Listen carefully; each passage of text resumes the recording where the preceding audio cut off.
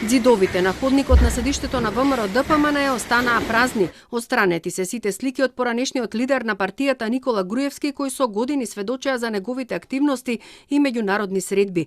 Ваквиот потек опозицијската партија го оправдува со потребата од нови илустрации за нови лица.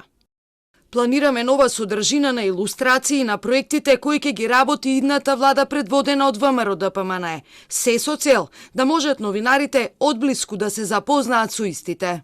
Дека ВМРО-ДПМНЕ сака да дистанцира голем број поранешни функционери и актуелни пратеници, говори фактот што на пратеничките листи ќе стават нови неафирмирани кадри. Очекуваат да добијат 61 пратеник и да формираат влада. Мора да имаме честни политичари и честна политика, бидејќи има голема апатија и разочарување кај граѓаните. И тоа сме сите свесни го гледаме.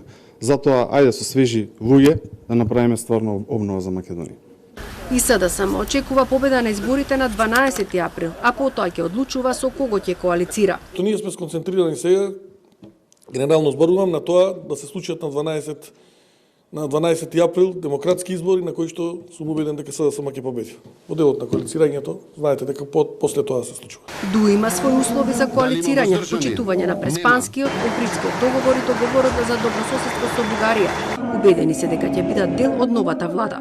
Влада без партиципирање на албанска партија не може да има ниту денеска, не може да има ниту утре, и ДУ е тука за да гарантира долговечност на Преспанскиот договор, добрососедскиот договор, како и Охридскиот договор, и да го гарантира патот на нашите граѓани, на нашата држава во Европската унија и во НАТО. Опозицијските партии на албанците, ДИС и Алијансата ќе настапат заедно на изборите. Упатијата партиите предизборно да не ги подгреваат меѓуетничките односи. Треба да се внимава да не се загреват тензии, посебно кога се работи во меѓуетнички теми, и тоа многу би требало да биде важно за сите да бидат внимателни кога и такви изјави даваат.